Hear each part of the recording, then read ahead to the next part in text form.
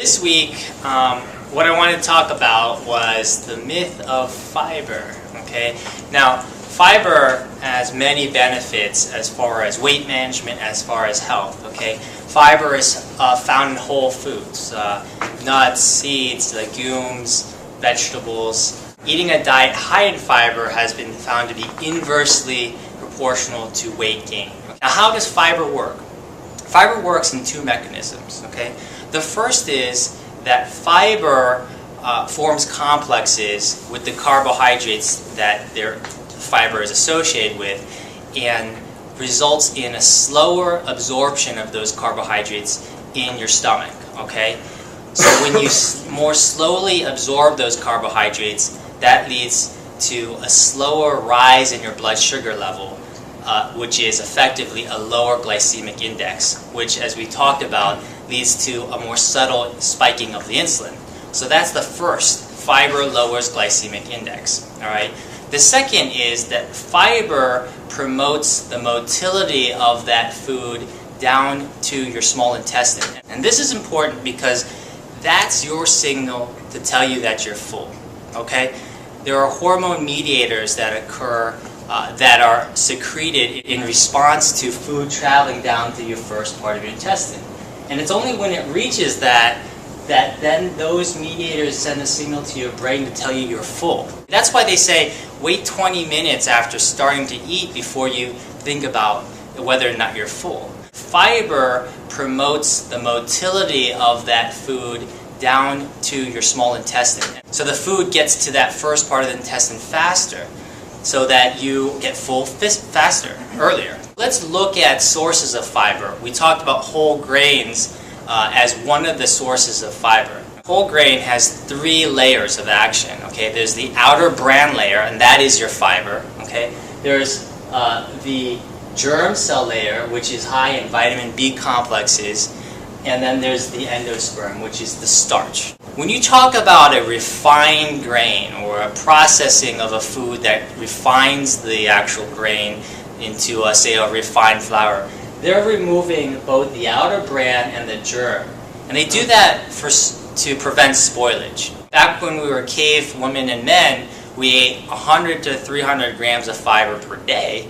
Now the average American eats about 12 grams of fiber per day, because a lot of the foods we eat are processed foods where the fiber and germ has been taken out. Okay, that's why a lot of times the first ingredient on some wheat product you'll see is called enriched flour. Okay, because what they've done is they've taken out the germ, which has the natural enrichment of vitamin B and magnesium, and they've taken it out. So now they have to re-enrich it into the flour. If you take out the bran layer, okay, then you lose the properties of fiber. Okay, that's a given. So I started off the lecture to say, hey, listen, fiber does have its benefits. Whether you're talking about health, whether you're talking about diabetes prevention, weight management, fiber has its benefit. But when do you lose the property of fiber? One easy way you lose the properties of fiber is when you take it out and you just have a refined grain. That's why we all know that refined flours, white flour, that's not good. But the problem is that there are times when you don't take the fiber out, but you completely change the architecture. You disintegrate it into such a fine form that it might as well not be there. You've lost all the properties by completely obliterating it. So we look at bread. People have told us, well, okay, brown is better than white. White bread is typically your enriched, refined, bleached flour. Okay, so we talk about brown bread. We talk about wheat bread, 100% wheat bread, 100% whole wheat bread. What I'm trying to tell you is it's all the same. When you talk about, say, 100% whole wheat bread, okay, that type of bread is derived from flour that does still have the bran, the fiber, but the problem is that the fiber has been so ground up that that fiber doesn't act like fiber. Compare the glycemic index of white bread to that of whole wheat bread. They're both high. We talk about glycemic index greater than 50 being high. They're about the same. They're very high, 74, 75. You're talking about not only a very dense carbohydrate in the form of grains. All grains are dense in carbohydrate, but also then you're talking about grains are particularly high in glycemic index, particularly if you take out the fiber or you change the architecture because of commercial mills. This is what's changed in our food supply, okay? Back when we were creating a flour and manually grinding it, using stone, it didn't get to the kind of fine particulate size.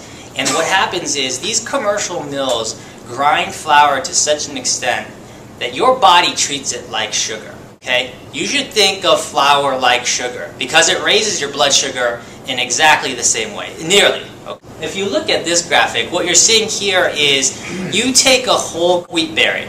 That's what wheat bread is made out of. Okay? You take a wheat berry and then you progressively grind it up to finer and finer particulate sizes. The finer and smaller the particulate size, the more rapidly that carbohydrate is going to be absorbed in your bloodstream, spike your blood sugar, and spike your insulin. We talk about two mechanisms.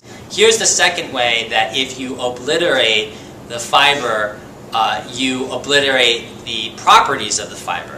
And that's in the form of, hey, those healthy smoothies. The problem is that when you really pulverize the natural fiber in a fruit or something like that, you lose the second property of fiber, and that is the ability of that fiber to make you feel full. That's demonstrated in this study, where they took apples in different forms, all equal in the amount of calories, say 500 calories, okay? And they gave it as a preload. That is, before they gave them the test meal, let's give them a serving of apples, 500 calories, but in different forms. Apple segments, then applesauce, then down to apple juice. And what they found is the more they ground up and pre-digested, if you will, that apple, the less satiating effect that preload had. When you went from apple segments to apple juice, when you actually tested the meal, when you gave them a subsequent meal, they ate more. You see what I'm saying? They ate more because they weren't full. And that's because you've lost the properties of fiber.